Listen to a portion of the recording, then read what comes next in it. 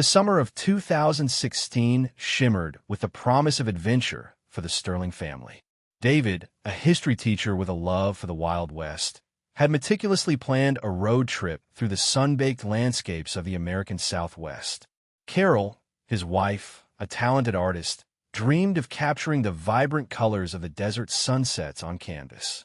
Their two children, Emily, 8 years old with a bright smile and a boundless curiosity, and Ben, a playful 6-year-old who clutched his favorite stuffed dinosaur, Rexy, were bubbling with excitement. Their old SUV, affectionately nicknamed the Wanderer, was packed to the brim with snacks, maps, and enough sunscreen to last through a small apocalypse. David had even downloaded audiobooks about cowboys and Native American legends to keep everyone entertained during the long drives. "Are we there yet?" Ben would ask every 10 minutes, his little legs kicking against the back of the seat.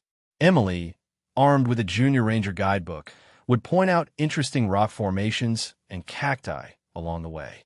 Carol would hum along to the radio, occasionally snapping photos of the breathtaking scenery. David, behind the wheel, felt a sense of contentment wash over him. This was it, quality time with his family, exploring the wonders of their country. Their journey began in Phoenix, Arizona, where they visited the Desert Botanical Garden, marveling at the strange and beautiful plants. Next, they planned to drive east to Carlsbad Caverns in New Mexico, exploring the depths of the underground world. Then, north to the Grand Canyon in Arizona, where they would stand in awe of the vast canyon. Finally, they would head to Utah, visiting Zion and Bryce Canyon National Parks, before looping back home. Each stop was carefully researched and mapped out, promising a mix of education and fun. The kids were especially excited about earning Junior Ranger badges at each park. They imagined themselves as brave explorers, uncovering secrets and learning about the natural world. Little did they know, their adventure would soon take an unexpected and terrifying turn, leading them down a path from which they might never return. The bright promise of summer would soon be overshadowed by the unforgiving reality of the desert. Their carefully planned route was more than just a series of destinations on a map. It was a carefully curated experience designed to ignite the children's imaginations and create lasting memories. David, ever the educator, had peppered the itinerary with historical landmarks and geological wonders. He wanted Emily and Ben to understand the story of the land, from the ancient Native American cultures to the pioneers who braved the harsh conditions. Leaving Phoenix, their next major stop was Carlsbad Caverns in New Mexico. The kids were thrilled at the prospect of descending into the dark depths of the earth, imagining themselves as explorers discovering hidden treasures. David envisioned them marveling at the stalactites and stalagmites, learning about the delicate ecosystem that thrived in the caves. He packed headlamps and promised spooky stories around the campfire that night. From Carlsbad, they were scheduled to head north back into Arizona to visit the Grand Canyon. David planned a mule ride down into the canyon for himself, and Emily, Ben was still a bit too young. Carol, who was afraid of heights, would admire the view from the rim, sketching the majestic landscape in her notebook. David imagined the look on Emily's face as she gazed at the immensity of the canyon, a moment he knew she would never forget. He hoped it would inspire her to pursue her dreams with courage and passion. The final leg of their journey would take them through Utah, where they planned to explore the otherworldly landscapes of Zion and Bryce Canyon National Parks. David had seen pictures of the towering red rock formations and knew the kids would be mesmerized. He even promised them a hike to see the sunrise over Bryce Canyon. A spectacle he had heard was truly unforgettable. David had meticulously checked the weather forecast for each location, ensuring they would have clear skies and comfortable temperatures. He had packed extra water, first aid kits, and emergency supplies, just in case. He considered himself a responsible and prepared parent, determined to make this trip as safe and enjoyable as possible. He never imagined that a simple wrong turn could unravel all his careful planning, leading his family into a nightmare they could never have foreseen. The vast, beautiful desert, so full of wonder and promise, held hidden dangers that would soon reveal themselves. The last confirmed contact with the Startling family was a cheerful phone call Carol made to her mother on July 15th. They were leaving Carlsbad Caverns, she said, and heading towards the Grand Canyon. Carol described how amazed the children were by the bats and the strange rock formations. She promised to send pictures as soon as they had Wi-Fi. That was the last anyone heard from them. When the Startlings failed to arrive at the Grand Canyon on July 17th, as scheduled, and didn't check into their pre-booked hotel, alarm bells began to ring. Carol's mother, increasingly worried, tried calling Carol's cell phone repeatedly, but the calls went straight to voicemail. David's brother, Michael, also attempted to reach them, with the same result. On July 18th, Michael, his heart heavy with dread, reported the family missing to the authorities in Arizona. He provided them with details of their itinerary, their vehicle, and descriptions of each family member. The police immediately launched a missing persons investigation. Initially, investigators considered the possibility of simple delay. Perhaps they had decided to spend an extra day at Carlsbad Caverns, or maybe they were experiencing car trouble. But as days turned into weeks and no trace of the Startlings surfaced, the investigation intensified.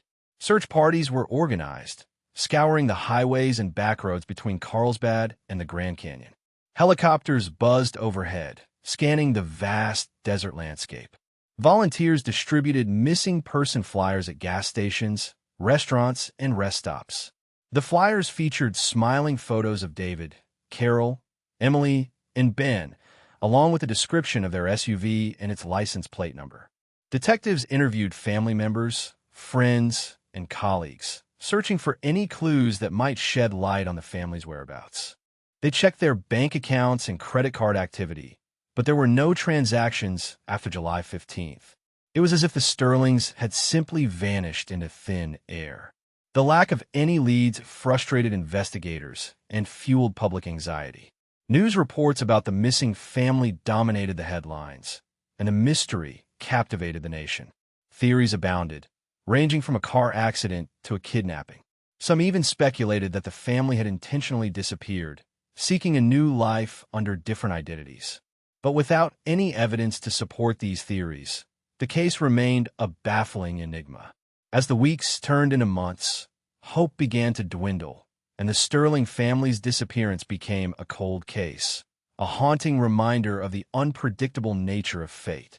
The initial investigation was a whirlwind of activity, fueled by urgency and a desperate hope of finding the Startlings alive. Detectives meticulously combed through their home in suburban Chicago, searching for any clues that might explain their disappearance. They examined their computers, phone records, and financial statements, looking for any signs of trouble or unusual activity. David's colleagues at the high school where he taught were interviewed, and they described him as a dedicated and well-liked teacher with no known enemies. Carol's art gallery friends echoed this sentiment, portraying her as a kind and talented artist with a loving family. Everyone who knew the Startlings described them as a happy, stable family with no reason to run away. The police also investigated the possibility of foul play.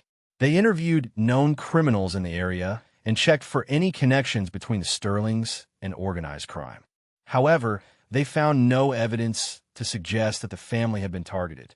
The search extended beyond the immediate vicinity of their planned route. Investigators contacted authorities in neighboring states, asking them to be on the lookout for the Startlings' SUV. They also worked with national databases to track any potential sightings of the family. Despite their best efforts, the investigation yielded nothing concrete. The lack of any physical evidence, no car accident, no signs of struggle, no ransom demands, left investigators baffled. The vastness of the desert made the search even more challenging, as the Startlings could have veered off course and become stranded in any number of remote locations. The media coverage of the case intensified the pressure on investigators, and the public clamored for answers. Conspiracy theories swirled, fueled by the lack of information. Some speculated that the Startlings had been victims of a secret government experiment, while others believed they had stumbled upon a hidden treasure and been silenced by those who wanted it for themselves. As the months passed, the active search was scaled back, and the case was transferred to the cold case unit. Detectives continued to review the file periodically, hoping that a new lead would emerge. But the Startling family remained missing, a haunting reminder of the mysteries that can lie hidden within the vast and unforgiving landscapes of the American Southwest. The initial flurry of activity faded into a quiet despair, leaving behind only unanswered questions and a lingering hope that one day the truth would finally be revealed. Years drifted by, blurring the sharp edges of the Startling family's disappearance. The news reports faded from the headlines, replaced by other tragedies and mysteries. The missing person flyers, once plastered across gas stations and rest stops, were weathered and torn, ghostly reminders of a family lost. But the memory of the Startlings lingered in the minds of those who knew and loved them. Michael, David's brother, never gave up hope. He would call the cold case unit every few months, asking for updates, clinging to the belief that one day they would find some answers. Carol's mother kept a scrapbook filled with photos of her daughter and grandchildren, rereading old letters and cards, trying to keep their memory alive. And then there was Mark, a man with a passion for technology and a love for exploring the vast, empty landscapes of the Southwest. Mark worked as a software engineer in a bustling city, but on weekends, he sought solace and adventure in the quiet solitude of the desert. He was an avid drone enthusiast, spending hours piloting his remote-controlled aircraft over canyons, mesas, and sand dunes, capturing stunning aerial footage. Mark wasn't looking for anything in particular during his drone flights. He simply enjoyed the freedom of soaring above the earth, witnessing the beauty of the natural world from a unique perspective. He would often post his videos online, sharing his experiences with other drone enthusiasts. One sweltering afternoon in July, exactly 7 years after the Startlings vanished, Mark decided to explore a particularly remote area of the desert, a region known for its towering sand dunes and treacherous terrain. He launched his drone, sending it spiraling upwards into the clear blue sky. As the drone flew over the undulating dunes, Mark noticed something unusual in the distance. At first, he thought it was just a mirage, a trick of the light. But as the drone got closer, he realized it was something more substantial. It appeared to be a vehicle, partially buried in the sand. Intrigued, Mark guided the drone closer, zooming in on the object. He could make out the shape of an SUV, its roof and windows covered in sand. The vehicle looked abandoned, forgotten, swallowed by the relentless forces of nature. Mark felt a shiver run down his spine. He had a strange feeling about this discovery, a sense that he had stumbled upon something significant, something that had been lost for a very long time. He knew, in that instant, that his peaceful afternoon of drone flying had just taken a very unexpected turn. He had no idea that he was about to reopen a cold case and unravel a mystery that had haunted the Southwest for years. Mark squinted at the screen of his remote controller, his heart pounding in his chest. The drone footage was clear, even from that distance. There was no mistaking it. A vehicle half swallowed by the sand, baking under the relentless desert sun. He circled the drone around the SUV, taking a closer look. The tires were flat, the paint faded and peeling. Sand had seeped into every crevice, obscuring the windows. It looked like it had been there for years. He landed the drone a safe distance away and carefully approached the vehicle on foot. The heat shimmered off the sand, making the air feel thick and heavy. As he got closer, he could make out the make and model of the SUV, a dark blue older model Explorer. A familiar image flashed in his mind, a faded missing person flyer he'd seen years ago in a dusty gas station window. Could it be? Mark pulled out his phone and took several pictures of the vehicle, documenting its location and condition. He then carefully examined the surrounding area, looking for any signs of human presence. He found nothing but sand, rocks, and the occasional desert shrub. There were no footprints, no tire tracks, no indication that anyone had been there recently. He hesitated for a moment, unsure of what to do next. He knew he should report his discovery to the authorities, but he also felt a strange sense of responsibility and need to understand what had happened to the people who had been in that vehicle. He imagined them stranded, lost, and desperate, fighting for survival in this unforgiving landscape. He decided to take a closer look inside the SUV. He carefully brushed away the sand from the driver's side window and peered inside. The interior was a mess, filled with sand, dust, and debris. He could see luggage, blankets, and other personal belongings scattered around the seats. It looked like the occupants had simply abandoned the vehicle, leaving everything behind. He noticed something else, something that made his heart sink. On the dashboard, covered in a thick layer of dust, was a child's toy, a small, plush dinosaur. Rexy. The dinosaur was old and worn, but still recognizable. Mark remembered seeing a similar toy in the missing person flyer, clutched in the hand of a young boy. That was it. He knew, without a doubt, that he had found the Startling family's SUV. The realization hit him hard, a wave of sadness and disbelief washing over him. He had found them, but after all these years, it was too late. He immediately called the local sheriff's department, his voice trembling with emotion. "I think I found something," he said. "I think I've found the Startling family." Sheriff Brody, a seasoned law enforcement officer with years of experience in the Arizona desert, received Mark's call with a mixture of skepticism and cautious optimism. He had heard countless stories of false leads and wild goose chases over the years, but there was something about Mark's voice that made him believe this might be different. "The buried SUV, you say?" Brody asked, his voice gravelly. "And you think it might be the Startling's vehicle?" "I'm almost certain of it, Sheriff," Mark replied, his voice still shaking. "I saw a child's toy inside, a dinosaur. I remember seeing it in the missing person report." Brody knew the Startling case well. It was one of those unsolved mysteries that haunted every law enforcement officer in the region. He dispatched a team of deputies to Mark's location, a remote area several hours away from the nearest town. He also contacted the state police and the FBI, informing them of the potential breakthrough. As the deputies made their way to the scene, Brody pulled up the old Startling case file. He reread the reports, examined the photos, and reviewed the timeline of events. He couldn't help but feel a sense of excitement and anticipation. After all these years, could they finally be on the verge of solving this mystery? The deputies arrived at Mark's location just before sunset. They found him standing near the buried SUV, his face etched with a mixture of relief and sorrow. The deputies quickly secured the area, setting up a perimeter and preventing anyone from getting too close. Sheriff Brody arrived a few hours later, accompanied by a team of forensic experts.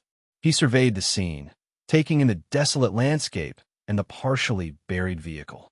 The setting sun cast long shadows across the sand dunes, creating an eerie and unsettling atmosphere. "All right, let's get to work," Brody said, his voice firm and determined. "Let's see what this vehicle can tell us." The forensic team carefully excavated the SUV, removing the sand that had accumulated around it over the years. They documented every detail, taking hundreds of photographs and videos.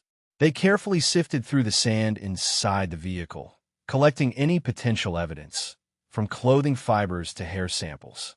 The work was slow and painstaking, but they knew that even the smallest detail could be crucial in solving the mystery. As the night wore on, the team managed to fully excavate the SUV.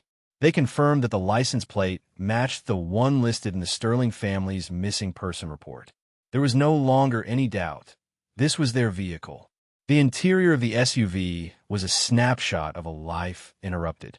Suitcases filled with clothes, travel-sized toiletries, and souvenirs lay scattered around the back. A road atlas, its pages dog-eared and marked with highlighter, rested on the passenger seat. Empty snack wrappers and juice boxes littered the floor, a testament to the long hours spent on the road. But it was the personal items that struck the deepest chord with the investigators. Emily's Junior Ranger guidebook, filled with notes and pressed flowers, lay open on the back seat. Ben's beloved Rexy dinosaur sat on the dashboard, its button eyes staring blankly ahead. Carol's sketchbook, filled with half-finished drawings of desert landscapes, was tucked away in a side pocket.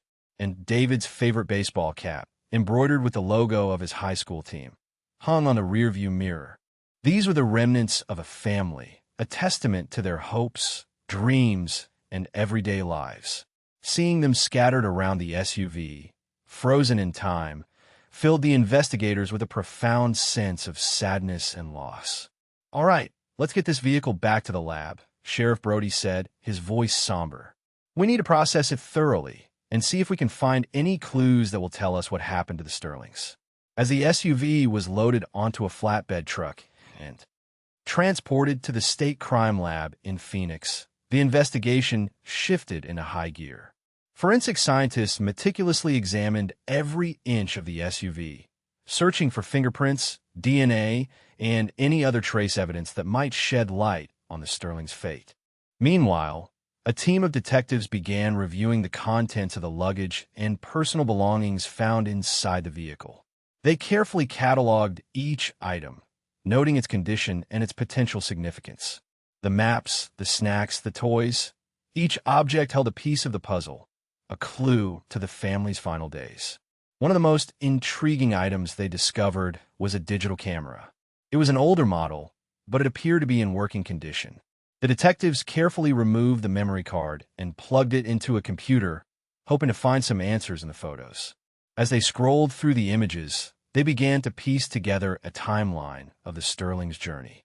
The early photos were filled with smiles and laughter, capturing the family's excitement as they explored the wonders of the Southwest. There were pictures of Emily and Ben posing in front of cacti, Carol sketching desert landscapes, and David reading aloud from his history books.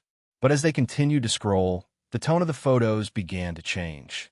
The smiles faded, replaced by looks of concern and uncertainty. The scenery became more desolate, the landscapes more unforgiving. It was clear that the Starlings had taken a wrong turn somewhere along the way, venturing off the main highway and onto a network of unpaved roads. The later photos showed the family struggling to navigate the unfamiliar terrain. The SUV was covered in dust, its tires caked with mud.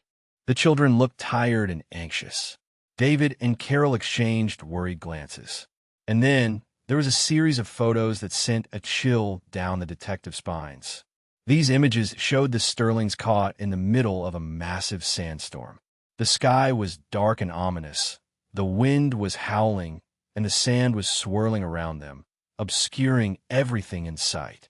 The family huddled together inside the SUV, their faces etched with fear. These were the last photos on the memory card. They offered a glimpse into the Starlings' final hours, a harrowing account of their desperate struggle to survive in the face of overwhelming adversity. The detectives knew that they were getting closer to the truth, but they also knew that the truth might be more devastating than they could have ever imagined.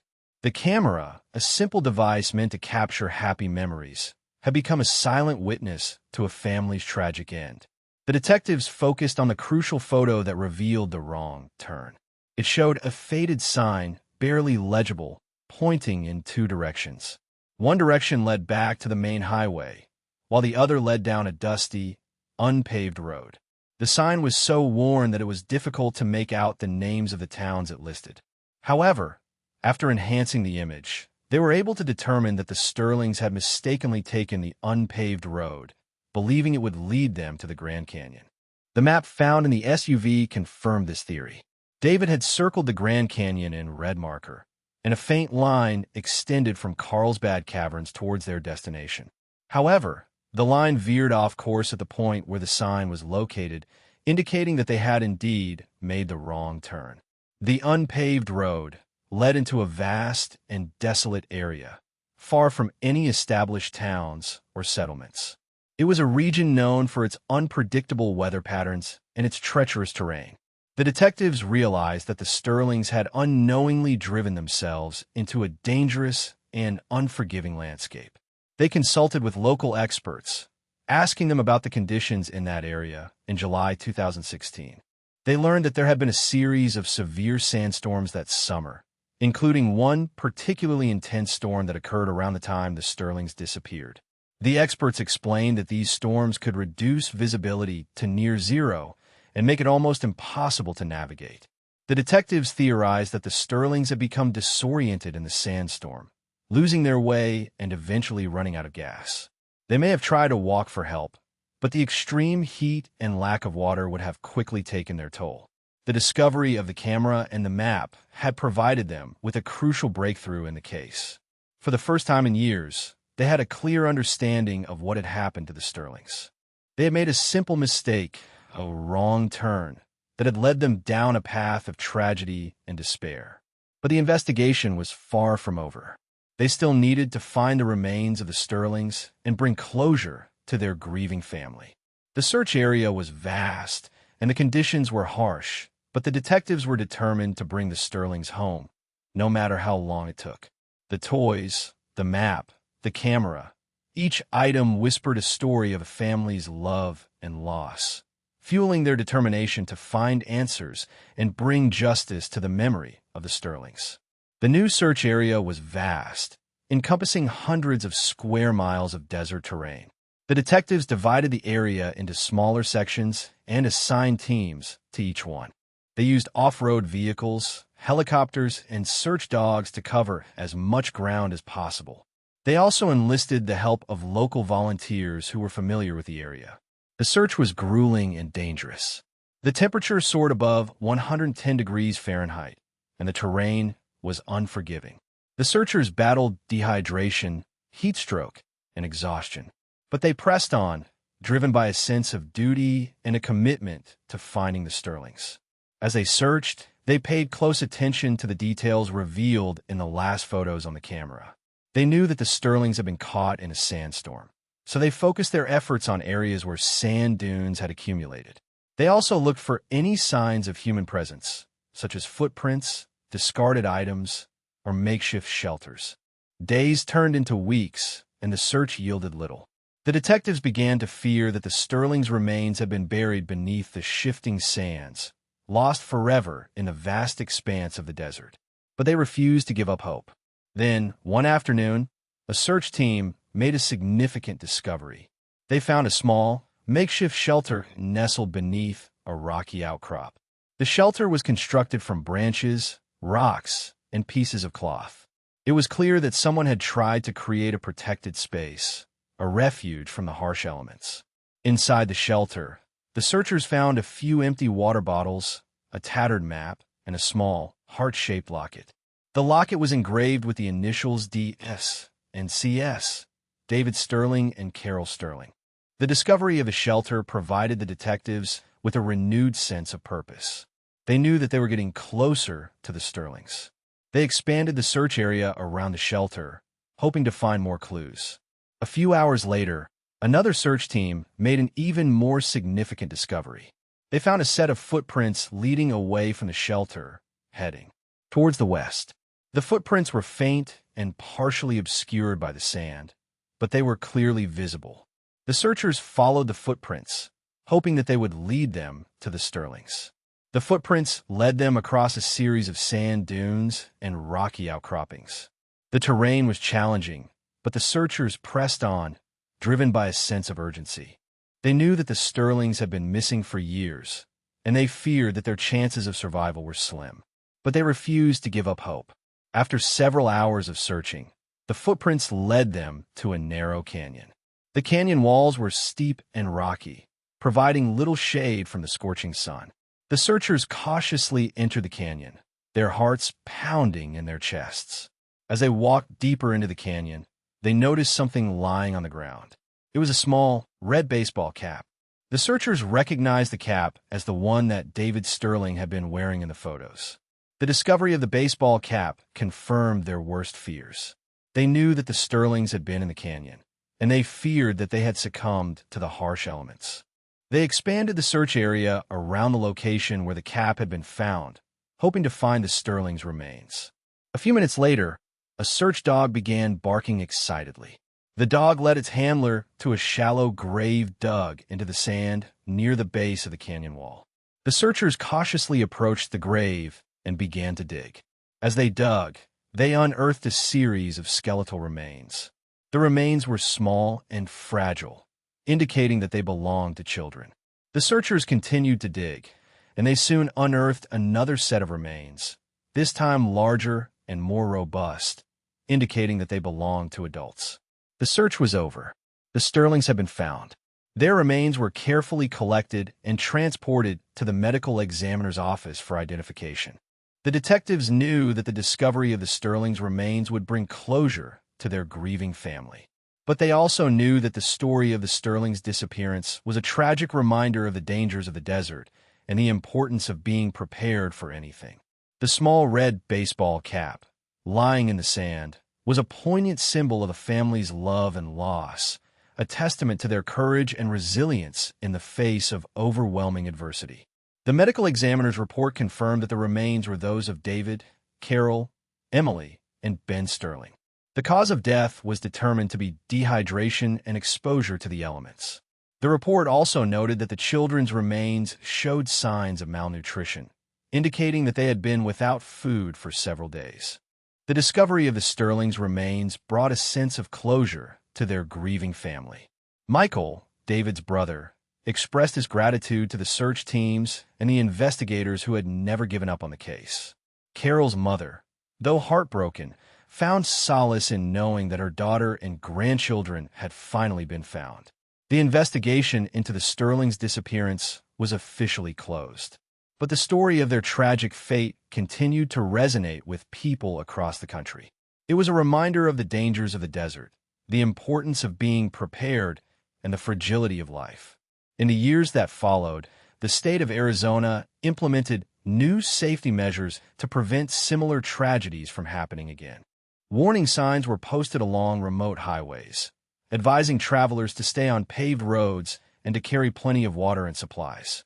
Emergency call boxes were installed in remote areas, allowing stranded motorists to call for help.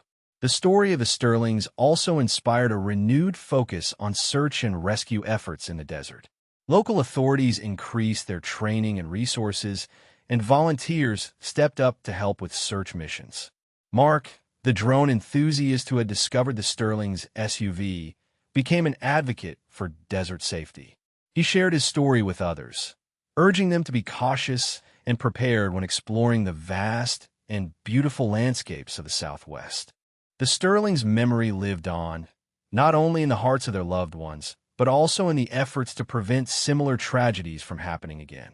Their story served as a warning, a reminder of the dangers that can lurk in the shadows of the desert, but also as a testament to the resilience of the human spirit and the importance of never giving up hope. The empty water bottles, the locket, and the small red baseball cap. These were the remnants of a family's journey, a poignant reminder of their love, their loss, and their enduring legacy. They served as a reminder that even in the face of overwhelming adversity, the human spirit can endure, and that even in the darkest of times, there is always hope. A small memorial was erected near the spot where the Starling's remains were found. It was a simple stone marker, engraved with their names and a brief inscription. A family lost but not forgotten. The memorial served as a place of remembrance for the Starling's loved ones and as a reminder of the importance of desert safety for all who traveled through the area. The story of the Starlings also led to a reevaluation of the way missing persons cases were handled in remote areas. Law enforcement agencies began to use drones and other advanced technologies to search for missing persons, and they improved their coordination with local volunteers and experts. The Starling's tragedy also highlighted the need for better communication infrastructure in remote areas. Cell phone coverage was spotty in the area where they had disappeared, making it difficult for them to call for help. In response, the state government invested in expanding cell phone coverage in rural areas, ensuring that stranded motorists would have access to emergency services.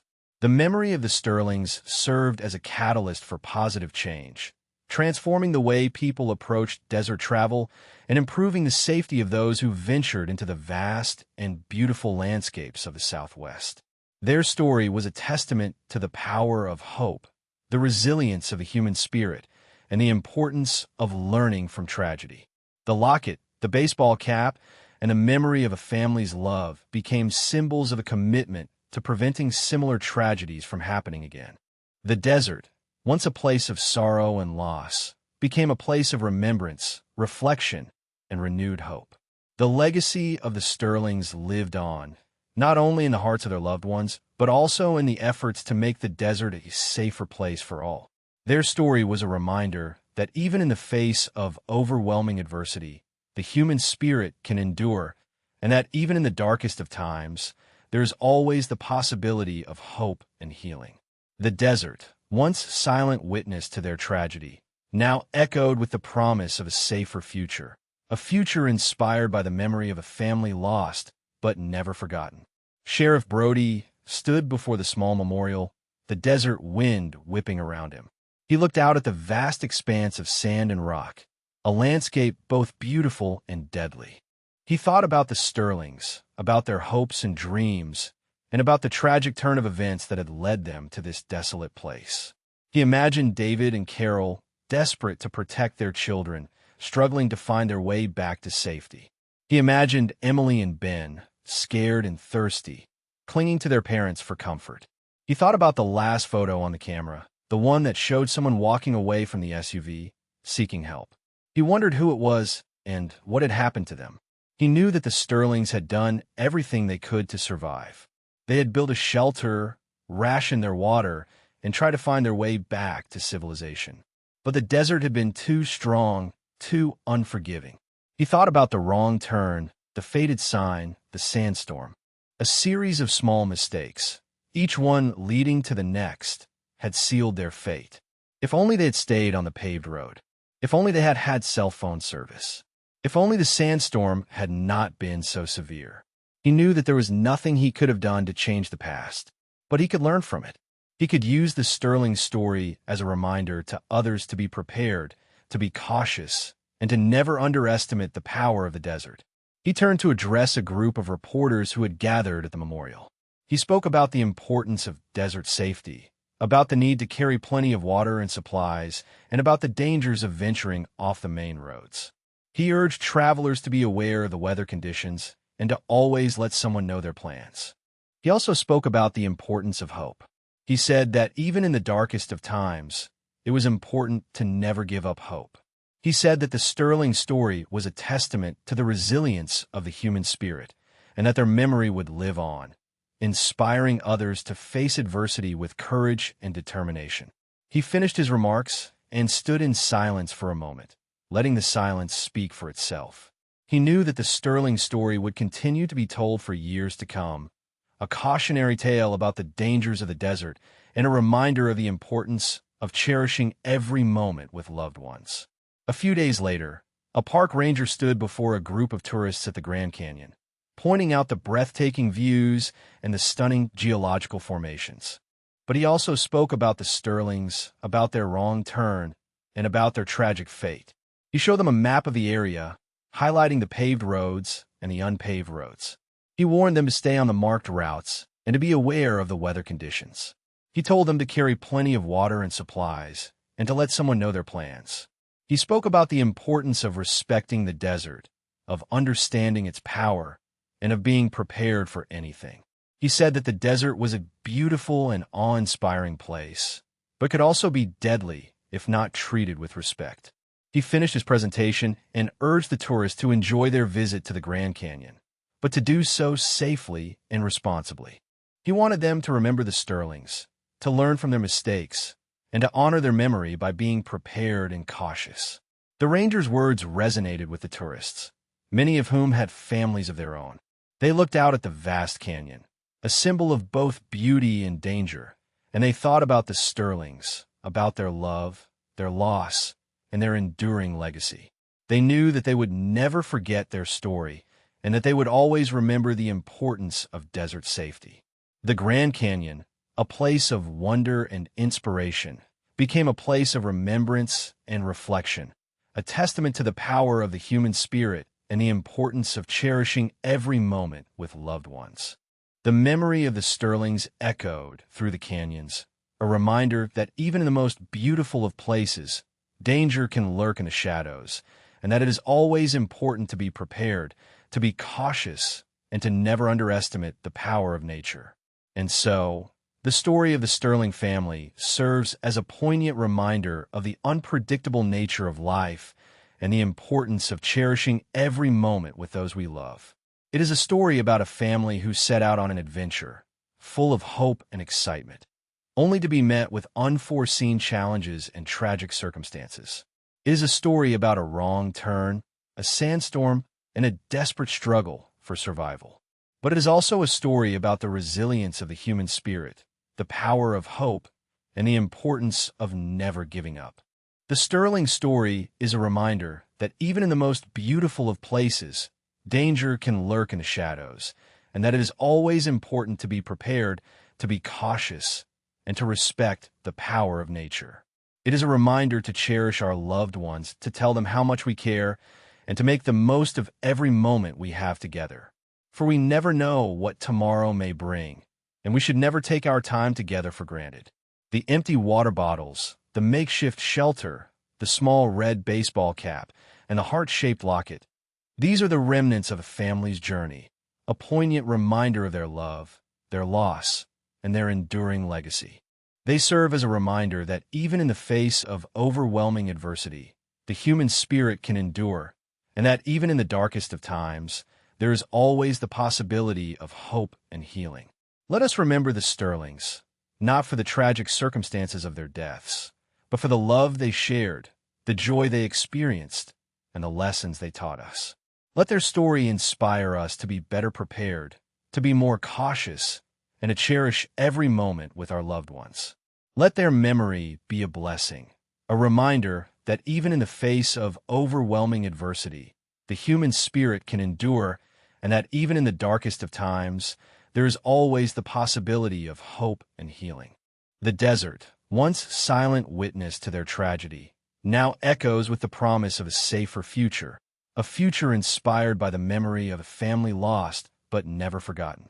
And so, we honor the Startlings by remembering them, by learning from their story, and by living our lives to the fullest, cherishing every moment and every connection along the way.